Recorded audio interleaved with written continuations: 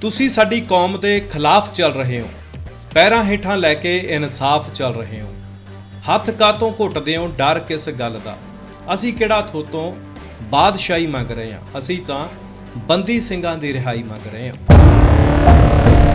ਕਹਿੰਦੇ ਆ ਕਲਮ ਜਦੋਂ ਹੱਕਾਂ ਲਈ ਚੱਲਣੀ ਸ਼ੁਰੂ ਹੋ ਜਾਵੇ ਤਾਂ ਫਿਰ ਇਨਸਾਫ ਮਿਲਣ ਨੂੰ ਬਹੁਤੀ ਦੇਰ ਨਹੀਂ ਲੱਗਦੀ। ਪਰ ਇਤਿਹਾਸ ਗਵਾਹ ਹੈ ਕਿ ਜਦੋਂ ਵੀ ਕਲਮਾਂ ਉੱਠੀਆਂ ਨੇ ਜਾਂ ਫਿਰ ਜ਼ੁਬਾਨਾਂ ਖੁੱਲੀਆਂ ਨੇ, ਕੋਈ ਜ਼ਬਾਨ ਚੱਲੀ ਹੋਵੇ, ਕੋਈ ਸੂਰਬੀਰ ਯੋਧਾ ਉੱਠਿਆ ਹੋਵੇ ਜਿਸ ਨੇ ਸਰਕਾਰ ਦੇ ਨਾਲ ਮੱਥਾ ਲਾਇਆ ਤੇ ਉਹਨੂੰ ਹਮੇਸ਼ਾ ਲਈ ਚੁੱਪ ਕਰਾ ਦਿੱਤਾ ਗਿਆ। ਕਲਾਕਾਰੀ ਉਹ ਹੁੰਦਾ ਜਿਹੜਾ ਆਪਣੇ ਸਟੇਟ, ਆਪਣੀ ਕੌਮ, ਆਪਣੇ ਸੱਭਿਆਚਾਰ ਵਾਸਤੇ ਬੋਲਦਾ ਹੈ, ਗਾਉਂਦਾ ਹੈ। ਸੋ ਇਹਨਾਂ ਕਲਾਕਾਰਾਂ ਦਾ ਨਾਮ ਸੁਨਹਿਰੀ ਅੱਖਰਾਂ ਦੇ ਵਿੱਚ ਲਿਖਿਆ ਜਾਣਾ ਹੈ ਜਿਹੜੇ ਪੰਜਾਬ ਵਾਸਤੇ, ਸਟੇਟ ਵਾਸਤੇ ਅੱਜ ਗੱਲ ਕਰ ਰਹੇ ਨੇ। ਆਖਰ ਕਿਉਂ ਨਹੀਂ ਰਿਹਾ ਕੀਤਾ ਜਾਂਦਾ? ਸੋ ਇਹੀ ਗੱਲ ਕਰਕੇ ਇਹ ਗੀਤ ਜਿਹੜਾ ਹੈ ਕਨਵਰ ਗਰੇਵਾਲਪੁਰਾਂ ਦਾ ਉਹਨਾਂ ਨੇ ਗਾਇਆ, ਜਿਹਦੇ ਵਿੱਚ ਬੰਦੀ ਸਿੰਘਾਂ ਦੀ ਰਿਹਾਈ ਮੰਗ ਰਹੇ ਹਾਂ। ਇੱਥੇ ਹੁਣ ਸ਼ਬਦ ਸਮਝਣ ਦੀ ਲੋੜ ਹੈ। ਮੰਗ ਰਹੇ ਕਿਹਾ ਉਹਨਾਂ ਨੇ, ਮਤਲਬ ਕਿ ਸਿੱਧੂ ਮੂਸੇਵਾਲੇ ਦੇ ਗੀਤਾਂ ਦੇ ਉੱਤੇ ਤਾਂ ਜਾਂ SYL ਦੇ ਉੱਤੇ ਤਾਂ ਇਸ ਕਰਕੇ ਸ਼ਾਇਦ ਬੈਨ ਲਾ ਦਿੱਤਾ ਗਿਆ ਕਿ ਉਸਨੇ ਕਿਹਾ ਸੀ ਕਿ ਹਿੱਕ ਠੋਕ ਕੇ ਆਹ ਕੰਮ ਕਰਾਂਗੇ। ਪਰ ਕਨਵਰ ਗਰੇਵਾਲ ਦੇ ਇਸ ਗੀਤ ਦੇ ਵਿੱਚ ਰਿਹਾਈ ਮੰਗ ਰਹੇ ਹਾਂ, ਮਤਲਬ ਥੋਤੋਂ ਮੰਗ ਰਹੇ ਹਾਂ, ਯਾਨੀ ਕਿ ਸਰਕਾਰਾਂ ਦੇ ਕੋਲੋਂ ਮੰਗ ਰਹੇ ਹਾਂ। ਸੋ ਇੱਕ ਰਿਹਾਈ ਦੀ ਮੰਗ ਸੀ ਇਸ ਗੀਤ ਦੇ ਵਿੱਚ, ਪਰ ਇਸ ਨੂੰ ਵੀ ਬੈਨ ਕਰ ਦਿੱਤਾ ਗਿਆ। ਭਾਰਤ ਦੇ ਵਿੱਚ ਇੱਕ ਸੰਸਥਾ ਜਿਹੜੀ RSS ਚੱਲਦੀ ਹੈ, ਉਹਦੇ ਮੁਖੀ ਨੇ, ਉਹਨਾਂ ਵੱਲੋਂ ਬਾਰ-ਬਾਰ ਇਹ ਕਿਹਾ ਜਾਂਦਾ ਹੈ ਕਿ ਅਸੀਂ ਹਿੰਦੂ ਰਾਸ਼ਟਰ ਜਿਹੜਾ ਹੈ ਉਹ ਬਣਾ ਦੇਵਾਂਗੇ। ਉਸ ਤੋਂ ਬਾਅਦ ਉਹਨਾਂ ਵੱਲੋਂ ਕਿਹਾ ਜਾਂਦਾ ਹੈ ਕਿ ਇਹ ਸਾਰੇ ਹਿੰਦੂ ਨੇ ਜੋ ਭਾਰਤ ਦੇ ਵਿੱਚ ਵੱਸਦੇ ਨੇ। ਫਿਰ ਐਸੇ ਗੀਤ ਨੇ ਜਿਹੜੇ YouTube ਦੇ ਉੱਤੇ ਪਏ ਹੋਏ ਆ ਜਿਹਦੇ ਵਿੱਚ ਉਹਨਾਂ ਨੇ ਕਿਹਾ ਕਿ ਅਸੀਂ ਪੂਰੇ ਭਾਰਤ ਨੂੰ ਜਿਹੜਾ ਹੈ ਉਹ ਆਉਣ ਵਾਲੇ ਸਮੇਂ ਦੇ ਵਿੱਚ ਹਿੰਦੂ ਬਣਾ ਦੇਵਾਂਗੇ, ਘੱਟ ਗਿਣਤੀ ਰਹਿਣ ਕੋਈ ਨਹੀਂ ਦਿਆਂਗੇ।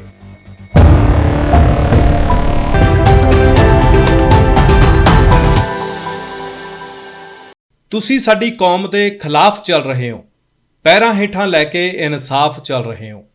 ਹੱਥ ਕਾਤੋਂ ਘੁੱਟਦੇ ਹੋ, ਡਰ ਕਿਸ ਗੱਲ ਦਾ। ਅਸੀਂ ਕਿਹੜਾ ਥੋਤੋਂ ਬਾਦਸ਼ਾਹੀ ਮੰਗ ਰਹੇ ਹਾਂ, ਅਸੀਂ ਤਾਂ ਬੰਦੀ ਸਿੰਘਾਂ ਦੀ ਰਿਹਾਈ ਮੰਗ ਰਹੇ ਹਾਂ। ਕਹਿੰਦੇ ਆ ਕਲਮ ਜਦੋਂ ਹੱਕਾਂ ਲਈ ਚੱਲਣੀ ਸ਼ੁਰੂ ਹੋ ਜਾਵੇ ਤਾਂ ਫਿਰ ਇਨਸਾਫ ਮਿਲਣ ਨੂੰ ਬਹੁਤੀ ਦੇਰ ਨਹੀਂ ਲੱਗਦੀ, ਬਸ਼ਰਤੇ ਕਿ ਉਸ ਕਲਮ ਨੂੰ ਚੁੱਪ ਨਾ ਕਰਵਾ ਦਿੱਤਾ ਜਾਵੇ ਜਾਂ ਕਿ ਉਹ ਕਲਮਾਂ ਬਕਾਊ ਨਾ ਹੋ ਜਾਣ। ਪਰ ਇਤਿਹਾਸ ਗਵਾਹ ਹੈ ਕਿ ਜਦੋਂ ਵੀ ਕਲਮਾਂ ਉੱਠੀਆਂ ਨੇ ਜਾਂ ਫਿਰ ਜ਼ੁਬਾਨਾਂ ਖੁੱਲੀਆਂ ਨੇ, ਕੋਈ ਜ਼ਬਾਨ ਚੱਲੀ ਹੋਵੇ, ਕੋਈ ਸੂਰਬੀਰ ਯੋਧਾ ਉੱਠਿਆ ਹੋਵੇ ਜਿਸ ਨੇ ਸਰਕਾਰ ਦੇ ਨਾਲ ਮੱਥਾ ਲਾਇਆ ਤੇ ਉਹਨੂੰ ਹਮੇਸ਼ਾ ਲਈ ਚੁੱਪ ਕਰਾ ਦਿੱਤਾ ਗਿਆ। ਉਹ ਸਿੱਖ ਕੌਮ ਦੀ ਆਪਾਂ ਜਦੋਂ ਗੱਲ ਕਰ ਲਈਏ, ਪੰਜਾਬ ਦੀ ਗੱਲ ਕਰ ਲਈਏ, ਤਾਂ ਇਹ ਕੋਈ ਸਾਡੇ ਵਾਸਤੇ ਨਵੀਂ ਗੱਲ ਨਹੀਂ। ਗੱਲ ਮੁਗਲਾਂ ਦੀ ਕਰ ਲਈਏ, ਉਸ ਤੋਂ ਬਾਅਦ ਅੰਗਰੇਜ਼ਾਂ ਦੀ ਕਰ ਲਈਏ ਜਾਂ ਫਿਰ ਅੱਜ ਦੇ ਸ਼ਾਸਕਾਂ ਦੀ ਕਰ ਲਈਏ, ਤਾਂ ਹਮੇਸ਼ਾ ਕਲਮ ਨੂੰ, ਜ਼ੁਬਾਨ ਨੂੰ ਜਿਹੜਾ ਹੈ ਉਹ ਰੋਕਣ ਲਈ ਸਰਕਾਰਾਂ ਪੱਬਾਂ ਭਾਰ ਰਹਿੰਦੀਆਂ। ਮੁਗਲਾਂ ਨੇ ਵੀ ਸਮੇਂ-ਸਮੇਂ ਦੇ ਉੱਤੇ ਗੁਰੂ ਸਾਹਿਬਾਨਾਂ ਦੇ ਨਾਲ, ਫਿਰ ਸਾਡੇ ਯੋਧਿਆਂ ਦੇ ਨਾਲ ਉਹਨਾਂ ਨੂੰ ਬੰਦ ਕਰਵਾਉਣ ਲਈ, ਉਹਨਾਂ ਨੂੰ ਚੁੱਪ ਕਰਵਾਉਣ ਲਈ ਸ਼ਹੀਦ ਤੱਕ ਕਰ ਦਿੱਤਾ। ਤੇ ਉਸ ਤੋਂ ਬਾਅਦ ਜਦੋਂ ਗੱਲ ਅੰਗਰੇਜ਼ਾਂ ਦੀ ਕਰੀਏ ਤਾਂ ਅੰਗਰੇਜ਼ਾਂ ਵੱਲੋਂ ਵੀ ਕੋਈ ਕਸਰ ਨਹੀਂ ਛੱਡੀ ਗਈ, ਜਿੱਥੇ ਸਾਡੇ ਗੁਰੂ ਗ੍ਰੰਥ ਸਾਹਿਬ ਦੇ ਉੱਤੇ ਹਮਲੇ ਕੀਤੇ ਗਏ, ਬਾਣੀ ਨੂੰ ਚੇਂਜ ਕਰਨ ਦੀਆਂ, ਬਦਲਣ ਦੀਆਂ ਕੋਸ਼ਿਸ਼ਾਂ ਕੀਤੀਆਂ ਗਈਆਂ। ਗੁਰਦੁਆਰਾ ਸਾਹਿਬਾਨਾਂ ਨੂੰ ਜਿਹੜਾ ਹੈ ਉਹ ਸਿੱਖਾਂ ਕੋਲੋਂ ਦੂਰ ਕਰਕੇ ਮਹੰਤਾਂ ਨੂੰ ਦੇ ਦਿੱਤਾ ਕਿ ਇਹਨਾਂ ਨੂੰ ਇੱਥੋਂ ਸ਼ਕਤੀ ਮਿਲਦੀ ਹੈ। ਉਸ ਤੋਂ ਬਾਅਦ ਜਦੋਂ ਦੇਸ਼ ਆਜ਼ਾਦ ਹੁੰਦਾ ਹੈ, 1947 ਦੇ ਵਿੱਚ ਭਾਰਤ ਆਜ਼ਾਦ ਹੁੰਦਾ ਹੈ, ਤਾਂ ਉਸ ਤੋਂ ਬਾਅਦ ਦੀਆਂ ਗੱਲਾਂ ਜਦੋਂ ਕਰੀਏ ਤਾਂ ਪੰਜਾਬੀ ਸੂਬੇ ਵਾਸਤੇ ਵੀ ਜਦੋਂ ਪੰਜਾਬੀ ਉੱਠ ਖਲੋਤੇ, ਗ੍ਰਿਫਤਾਰੀਆਂ ਹੋਣ ਲੱਗੀਆਂ ਤਾਂ ਉਹਨਾਂ ਨੂੰ ਵੀ ਚੁੱਪ ਕਰਵਾਇਆ ਗਿਆ। ਪੰਜਾਬੀ ਸੂਬਾ ਕਹਿਣ ਦੇ ਉੱਤੇ ਵੀ ਜਿਹੜੀ ਹੈ ਰੋਕ ਲਾ ਦਿੱਤੀ ਗਈ, ਜਦਕਿ ਸ਼ਰਤਾਂ ਕੁਝ ਹੋਰ ਸੀ ਕਿ ਜਦੋਂ ਆਜ਼ਾਦੀ ਆ ਜਾਂਦੀ ਹੈ ਤਾਂ ਕਿਹੜੀ ਖੁੱਲ੍ਹ ਹੋਏਗੀ, ਕਿਹੜੇ ਕਾਨੂੰਨ ਹੋਣਗੇ, ਕਿਵੇਂ ਤੁਸੀਂ ਆਜ਼ਾਦੀ ਦਾ ਨਿੱਘ ਮਾਣੋਗੇ। ਪਰ ਆਜ਼ਾਦੀ ਤੋਂ ਬਾਅਦ ਗੱਲਾਂ ਹੋਰ ਹੋ ਗਈਆਂ। ਫਿਰ ਸ਼ਹੀਦੀਆਂ ਵੀ ਹੋਈਆਂ, ਪੰਜਾਬੀ ਸੂਬਾ ਵੀ ਮਿਲਦਾ ਹੈ, ਉਦੋਂ ਵੀ ਇਸੇ ਤਰੀਕੇ ਦੇ ਨਾਲ ਰੋਕਿਆ ਗਿਆ। ਕੁਝ ਸ਼ਬਦ ਜਿਹੜੇ ਸੀ ਉਹਨਾਂ ਨੂੰ ਬੈਨ ਹੀ ਕਰ ਦਿੱਤਾ ਗਿਆ ਕਿ ਇਹ ਸ਼ਬਦ ਜਿਹੜੇ ਨੇ ਤੁਸੀਂ ਬੋਲ ਨਹੀਂ ਸਕਦੇ। ਜਿਵੇਂ ਪੁਰਾਣੇ ਸਮਿਆਂ ਦੀ, ਗੁਰੂ ਸਾਹਿਬਾਨਾਂ ਦੇ ਯੋਧਿਆਂ ਦੇ ਸਮੇਂ ਦੀ ਗੱਲ ਕਰੀਏ ਤਾਂ ਗੁਰ ਸ਼ਬਦ ਕਹਿਣ ਦੇ ਉੱਤੇ ਬੈਨ ਲੱਗ ਗਿਆ ਸੀ। ਸੋ ਇਹ ਅੱਜ ਦੀ ਕੋਈ ਨਵੀਂ ਗੱਲ ਨਹੀਂ ਹੈ, ਇਹ ਸਮੇਂ ਦੇ ਉੱਤੇ ਬੈਨ ਲੱਗਦਾ ਰਿਹਾ, ਸ਼ਹੀਦੀਆਂ ਹੁੰਦੀਆਂ ਗਈਆਂ।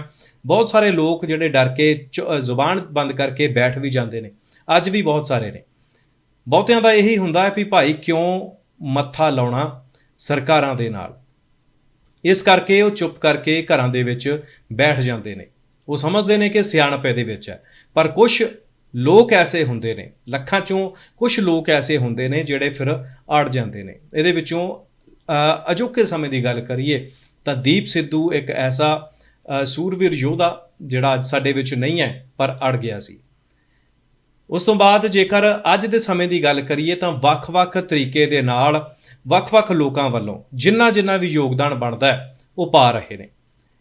ਦੀਪ ਸਿੱਧੂ ਦੇ ਜਾਣ ਤੋਂ ਬਾਅਦ ਇੱਕ ਪੰਜਾਬ ਦੇ ਵਿੱਚ ਕ੍ਰਾਂਤੀ ਦਾ ਨਵਾਂ ਦੌਰ ਸ਼ੁਰੂ ਹੋਇਆ। ਜਜ਼ਬਾਤਾਂ ਦੀ ਤਰਜਮਾਨੀ ਕਰਨ ਲੱਗੇ ਨੇ ਪੰਜਾਬ ਦੇ ਨੌਜਵਾਨ, ਤੇ ਨੌਜਵਾਨਾਂ ਦੀ ਅਗਵਾਈ ਕਰਦੇ ਕਲਾਕਾਰ ਵੀ ਕਿਤੇ ਨਾ ਕਿਤੇ ਆਪਣੇ ਗੀਤਾਂ ਰਾਹੀਂ ਹੱਕਾਂ ਦੀ ਗੱਲ ਕਰਨ ਵਾਲੇ ਪਾਸੇ ਨੂੰ ਤੁਰ ਪਏ ਨੇ। ਗੱਲ ਕਨਵਰ ਗਰੇਵਾਲ ਹੋਰਾਂ ਦੀ ਕਰੀਏ, ਗੱਲ ਸਿੱਧੂ ਮੂਸੇਵਾਲੇ ਦੀ ਕਰੀਏ ਜਾਂ ਫਿਰ ਸ਼੍ਰੀ ਬਰਾੜ ਹੋਰਾਂ ਦੀ ਕਰੀਏ, ਉਸ ਤੋਂ ਇਲਾਵਾ ਹੋਰ ਬੜੇ ਨਾਮ ਨੇ ਜਿਹੜੇ ਮੈਨੂੰ ਯਾਦ ਨਹੀਂ, ਪਰ ਇਹ ਉਹ ਲੋਕ ਨੇ ਜਿਨ੍ਹਾਂ ਨੇ ਆਪਣੀਆਂ ਕਲਮਾਂ ਦੇ ਰਾਹੀਂ, ਰਣਜੀਤ ਬਾਵੇ ਦੀ ਵੀ ਆਪਾਂ ਗੱਲ ਕਰ ਲੈਂਦੇ ਹਾਂ। ਸੋ ਉਹ ਕਲਮਾਂ ਨੇ ਜਿਨ੍ਹਾਂ ਨੇ ਲਿਖਣਾ ਗਾਉਣਾ ਸ਼ੁਰੂ ਕੀਤਾ ਹੈ, ਪੰਜਾਬ ਦੇ ਹੱਕਾਂ ਵਾਸਤੇ ਬੋਲਣਾ ਸ਼ੁਰੂ ਕੀਤਾ ਹੈ। ਤਰਸੇਮ ਜੱਸੜ, ਜੇ ਮੈਂ ਨਾਮ ਨਾ ਭੁੱਲਦਾ ਜਾਵਾਂ, ਕਿਉਂਕਿ ਇਹ ਮੁੱਖ ਨਾਮ ਨੇ ਜਿਨ੍ਹਾਂ ਨੇ ਬੋਲਣਾ ਸ਼ੁਰੂ ਕੀਤਾ ਪੰਜਾਬ ਦੇ ਹੱਕਾਂ ਦੇ ਲਈ। ਮਤਲਬ ਇਹ ਐਸੀਆਂ ਸੁਹਿਰਦ ਕਲਮਾਂ ਵੀ ਨੇ ਤੇ ਐਸੇ ਗਾਇਕ ਵੀ ਨੇ ਜਿਨ੍ਹਾਂ ਨੇ ਸ਼ੁਰੂ ਤੋਂ ਲੈ ਕੇ ਅੱਜ ਤੱਕ ਪੰਜਾਬ ਦੇ ਹੱਕਾਂ ਦੀ ਗੱਲ ਕੀਤੀ ਹੈ। ਅੱਜ ਇਸ ਪ੍ਰੋਗਰਾਮ ਦੇ ਵਿੱਚ ਖਾਸ ਤੌਰ ਦੇ ਉੱਤੇ ਜਿਹੜਾ ਸਾਡਾ ਮੁੱਖ ਵਿਸ਼ਾ ਹੈ ਉਹ ਹੈ ਕਨਵਰ ਗਰੇਵਾਲ ਹੋਰਾਂ ਦਾ ਨਵਾਂ ਗੀਤ, ਜਿਸ ਨੂੰ ਕਿ ਬੈਨ ਕਰ ਦਿੱਤਾ ਗਿਆ, ਜਿਸ ਦਾ ਟਾਈਟਲ ਹੈ ਰਿਹਾਈ। ਇਸ ਗੀਤ ਨੂੰ ਬੈਨ ਕਰ ਦਿੱਤਾ ਗਿਆ। ਪਿਛਲੇ 15 ਦਿਨਾਂ ਦੇ ਵਿੱਚ ਇਹ ਦੂਸਰਾ ਪੰਜਾਬੀ ਗੀਤ ਹੈ ਜਿਸ ਨੂੰ YouTube ਦੇ ਉੱਤੇ ਭਾਰਤ ਦੇ ਵਿੱਚ ਬੈਨ ਕੀਤਾ ਗਿਆ। ਪਹਿਲਾ ਗੀਤ ਸੀ SYL, ਸਿੱਧੂ ਮੂਸੇਵਾਲਾ, ਮਰਹੂਮ ਗਾਇਕ ਜਿਸ ਨੇ ਪੂਰੀ ਦੁਨੀਆ ਦੇ ਵਿੱਚ ਪੰਜਾਬੀ ਮਿਊਜ਼ਿਕ ਦਾ ਜਿਹੜਾ ਹੈ ਲੋਹਾ ਮਨਵਾਇਆ। ਉਹ ਗਾਇਕ ਅੱਜ ਸਾਡੇ ਵਿੱਚ ਨਹੀਂ, ਉਸ ਦੀ ਕਲਮ ਨੂੰ ਵੀ ਚੁੱਪ ਕਰਵਾ ਦਿੱਤਾ ਗਿਆ। ਕਾਰਨ ਕੋਈ ਵੀ ਰਹੇ ਹੋਣ, ਇਹ ਅੱਜ ਸਪਸ਼ਟ ਹੋ ਜਾਂਦੀਆਂ ਗੱਲਾਂ। SYL ਗੀਤ ਜਿਸ ਨੂੰ ਬੈਨ ਕਰ ਦਿੱਤਾ ਗਿਆ, ਚਰਚਾਵਾਂ ਹੋਈਆਂ ਕਿ ਆਖਰ ਕਿਉਂ ਕੀਤਾ ਗਿਆ। ਅੱਜ ਕਨਵਰ ਗਰੇਵਾਲ ਹੋਰਾਂ ਦਾ ਗੀਤ ਰਿਹਾਈ ਜਿਹੜਾ ਹੈ ਉਹਨੂੰ ਬੈਨ ਕਰ ਦਿੱਤਾ ਗਿਆ। ਗੱਲ SYL ਗੀਤ ਦੀ ਕਰੀਏ ਤਾਂ ਉਹਦੇ ਵਿੱਚ ਪੰਜਾਬ ਦੇ ਪਾਣੀਆਂ ਦੀ ਗੱਲ ਸੀ, ਪੰਜਾਬ ਦੇ ਉਹਨਾਂ ਯੋਧਿਆਂ ਦੀ ਗੱਲ ਸੀ ਜਿਨ੍ਹਾਂ ਨੇ ਕਿਸੇ ਵੇਲੇ SYL ਨੂੰ ਰੋਕਿਆ ਸੀ। ਪੰਜਾਬ ਦੇ ਪਾਣੀ ਜਿਹੜੇ ਨੇ ਉਹਨਾਂ ਦੀ ਗੱਲ ਜਿਹੜੀ ਹੈ ਜੋ ਸਰਕਾਰਾਂ ਨੂੰ ਕਰਨੀ ਚਾਹੀਦੀ ਹੈ, ਯਾਨੀ ਕਿ ਪੰਜਾਬ ਦੀਆਂ ਸਰਕਾਰਾਂ ਨੂੰ ਕਰਨੀ ਚਾਹੀਦੀ ਹੈ ਸੈਂਟਰ ਦੇ ਨਾਲ ਗੱਲਬਾਤ, ਉਹ ਨਹੀਂ ਕਰਦੇ। ਇਸ ਕਰਕੇ ਸ਼ਾਇਦ ਹੁਣ ਕਲਾਕਾਰਾਂ ਨੂੰ ਇਹ ਗੱਲਾਂ ਜਿਹੜੀਆਂ ਨੇ ਉਹ ਕਰਨੀਆਂ ਪੈ ਰਹੀਆਂ, ਕਿਉਂਕਿ ਇਹ ਕਾਨੂੰਨੀ ਦਾਅਪੇਚ ਨੇ। ਜਦੋਂ ਸਟੇਟ ਦੀ ਸਰਕਾਰ ਚੁਣੀ ਜਾਂਦੀ ਹੈ ਤਾਂ ਉਹ ਇਹੀ ਦਾਅਵੇ ਤੇ ਵਾਅਦੇ ਕਰਕੇ ਸੱਤਾ ਦੇ ਵਿੱਚ ਆਉਂਦੀ ਹੈ ਕਿ ਅਸੀਂ ਪੰਜਾਬ ਦੇ ਭਲੇ ਦੀ ਗੱਲਬਾਤ ਕਰਾਂਗੇ, ਜੋ ਪੰਜਾਬ ਦੇ ਹੱਕ ਹੋਣਗੇ ਉਹਨਾਂ ਦੇ ਉੱਤੇ ਗੱਲ ਕੀਤੀ ਜਾਵੇਗੀ।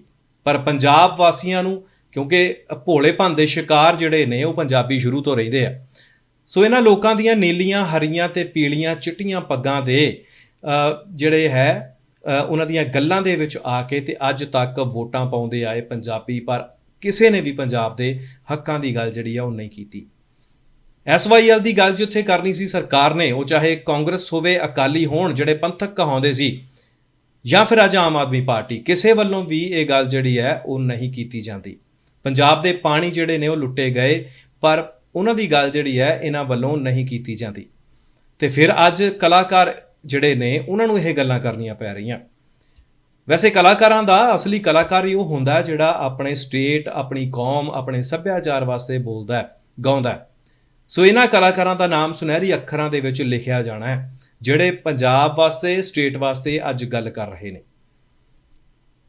ਆਮ ਤੌਰ ਦੇ ਉੱਤੇ ਅੱਜ ਗਾਇਕੀ ਕਲਾਕਾਰੀ ਜਿਹੜੀ ਹੈ ਪੰਜਾਬ ਦੀ, ਜਾਂ ਪੰਜਾਬੀ ਸਿੰਗਰਸ ਜਿਹੜੇ ਨੇ ਉਹਨਾਂ ਦੀ ਪੈਸੇ ਤੱਕ ਸੀਮਤ ਰਹਿ ਗਈ ਹੈ, ਲਗਜ਼ਰੀ ਲਾਈਫ ਤੱਕ ਸੀਮਤ ਰਹਿ ਚੁੱਕੇ ਨੇ। ਰੋਮਾਂਟਿਕ, ਉਸ ਤੋਂ ਬਾਅਦ ਇਸ਼ਕ ਮਸ਼ੂਕੀ ਵਾਲੇ ਗਾਣੇ, ਇਹ ਗੀਤ ਗਾ ਕੇ ਤੇ ਆਪਣੀ ਰੋਜ਼ੀ ਰੋਟੀ ਚਲਾ ਕੇ ਦੁਨੀਆ ਭਰ ਦੇ ਵਿੱਚ ਵਾਹ-ਵਾਹ ਤਾਂ ਖੱਟੀ ਜਾ ਰਹੀ ਹੈ।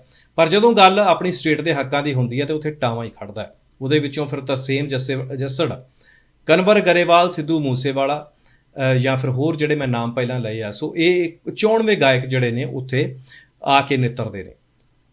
ਸੋ SYL ਗੀਤ ਦੇ ਵਿੱਚ ਪਾਣੀਆਂ ਦੀ ਗੱਲ ਸੀ, ਇਸ ਕਰਕੇ ਉਹਨੂੰ ਬੈਨ ਕਰ ਦਿੱਤਾ ਗਿਆ। ਦੁਨੀਆ ਭਰ ਦੇ ਵਿੱਚ ਉਸ ਗੀਤ ਨੂੰ ਸੁਣਿਆ ਗਿਆ। ਕੁਝ ਘੰਟਿਆਂ ਦੇ ਵਿੱਚ 40 ਮਿਲੀਅਨ ਦੇ ਕਰੀਬ ਵਿਊ ਉਸ ਗੀਤ ਦੇ ਹੋਏ।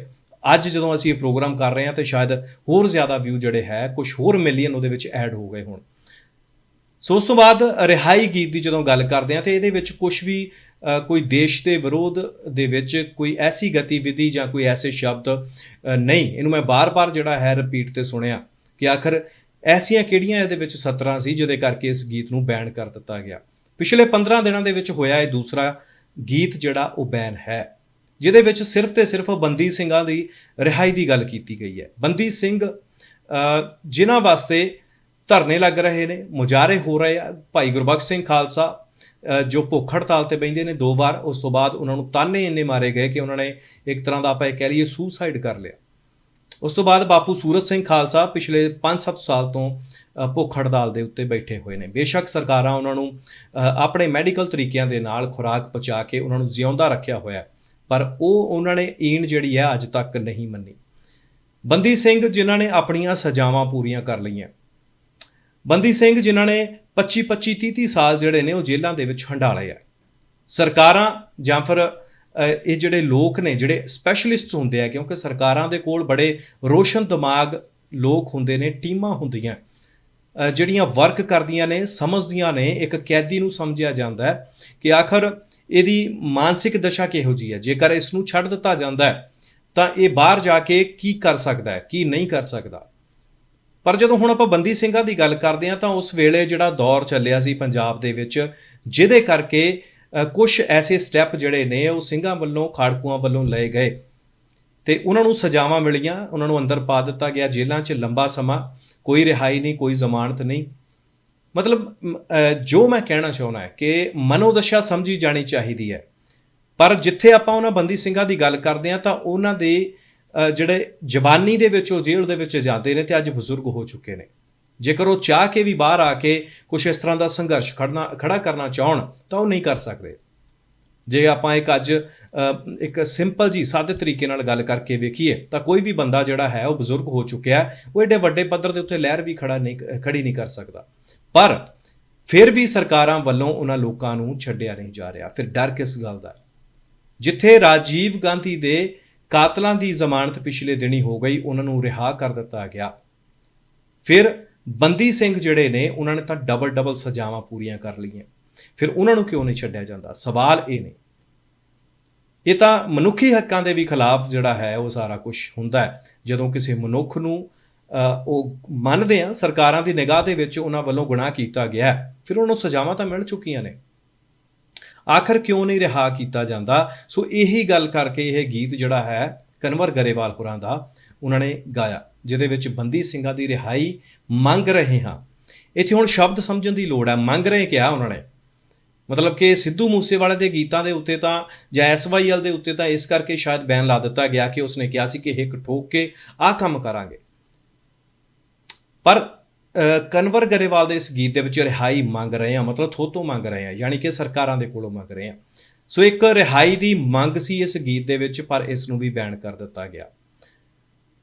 ਸੋ ਇਹ ਗੀਤ ਬੈਨ ਹੋਣਾ ਇਹੀ ਨਹੀਂ ਹੈ ਕਿ ਇੱਕ ਗੀਤ ਬੈਨ ਹੋ ਗਿਆ, ਚਲੋ ਕੋਈ ਗੱਲ ਨਹੀਂ, 2-4 ਗੱਲਾਂ ਬਾਤਾਂ ਕਰ ਲਈਆਂ। ਇੱਕ ਬੜੀ ਵੱਡੀ ਗੱਲ ਹੈ ਕਿ ਪੰਜਾਬ ਦੀ ਹੁਣ ਕਲਮ ਦੇ ਉੱਤੇ ਵੀ ਬੈਨ ਜਿਹੜਾ ਹੈ ਉਹ ਲੱਗਣਾ ਸ਼ੁਰੂ ਹੋ ਚੁੱਕਿਆ।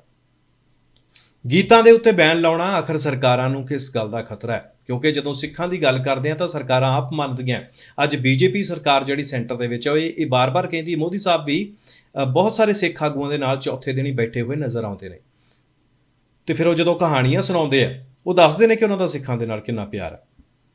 ਸੋ ਅੱਜ ਜਦੋਂ ਸਿੱਖ ਕੋਈ ਮੰਗ ਰੱਖਦੇ ਨੇ, ਫਿਰ ਉਹਨਾਂ ਨੂੰ ਸਰਕਾਰਾਂ ਮੰਨਣ ਤੋਂ ਆਕੀ ਕਿਉਂ ਹੋ ਜਾਂਦੀਆਂ ਨੇ? ਫਿਰ ਗੀਤ ਕਿਉਂ ਬੈਨ ਕਰ ਦਿੱਤੇ ਜਾਂਦੇ ਆ? ਅੱਜ ਜੇਕਰ ਕੋਈ ਸ਼ਾਂਤਮਈ ਤਰੀਕੇ ਦੇ ਨਾਲ ਗਾ ਕੇ ਆਪਣੀ ਆਵਾਜ਼ ਜਿਹੜੀ ਹੈ ਉਹ ਸਰਕਾਰਾਂ ਤੱਕ ਪਹੁੰਚਾਉਣਾ ਚਾਹੁੰਦਾ ਹੈ ਤਾਂ ਫਿਰ ਉਸ ਗੱਲ ਦੇ ਉੱਤੇ ਵੀ ਕਿਉਂ ਖਤਰਾ ਜਿਹੜਾ ਹੈ ਉਹ ਪੈਦਾ ਹੋ ਜਾਂਦਾ ਹੈ? ਸੋ ਇਹ ਸਵਾਲ ਨੇ। ਸਰਕਾਰਾਂ ਨੂੰ ਵੀ ਇਹ ਗੱਲ ਦੀ ਜਿਹੜੀ ਆਪਾਂ ਅਪੀਲ ਕਰਦੇ ਹਾਂ ਕਿ YouTube ਦੇ ਉੱਤੇ ਜੇਕਰ ਤੁਸੀਂ ਇਸ ਤਰ੍ਹਾਂ ਦੇ ਗੀਤ ਵੀ ਬੈਨ ਕਰਦੇ ਹੋ ਤਾਂ ਉੱਥੇ ਹੋਰ ਵੀ ਬੜਾ ਕੁਝ ਇਤਰਾਜ਼ਯੋਗ ਪਿਆ ਹੋਇਆ, ਜਿਹਦੇ ਵਿੱਚ ਭਾਰਤ ਦੇ ਵਿੱਚ ਇੱਕ ਸੰਸਥਾ ਜਿਹੜੀ RSS ਚੱਲਦੀ ਹੈ, ਉਹਦੇ ਮੁਖੀ ਨੇ, ਉਹਨਾਂ ਵੱਲੋਂ ਬਾਰ-ਬਾਰ ਇਹ ਕਿਹਾ ਜਾਂਦਾ ਹੈ ਕਿ ਅਸੀਂ ਹਿੰਦੂ ਰਾਸ਼ਟਰ ਜਿਹੜਾ ਹੈ ਉਹ ਬਣਾ ਦਿਆਂਗੇ। ਉਸ ਤੋਂ ਬਾਅਦ ਉਹਨਾਂ ਵੱਲੋਂ ਕਿਹਾ ਜਾਂਦਾ ਹੈ ਕਿ ਇਹ ਸਾਰੇ ਹਿੰਦੂ ਨੇ ਜੋ ਭਾਰਤ ਦੇ ਵਿੱਚ ਵੱਸਦੇ ਨੇ। ਫਿਰ ਐਸੇ ਗੀਤ ਨੇ ਜਿਹੜੇ YouTube ਦੇ ਉੱਤੇ ਪਏ ਹੋਏ ਆ ਜਿਹਦੇ ਵਿੱਚ ਉਹਨਾਂ ਨੇ ਕਿਹਾ ਕਿ ਅਸੀਂ ਪੂਰੇ ਭਾਰਤ ਨੂੰ ਜਿਹੜਾ ਹੈ ਉਹ ਆਉਣ ਵਾਲੇ ਸਮੇਂ ਦੇ ਵਿੱਚ ਹਿੰਦੂ ਬਣਾ ਦਿਆਂਗੇ, ਘੱਟ ਗਿਣਤੀ ਰਹਿਣ ਕੋਈ ਨਹੀਂ ਦਿਆਂਗੇ।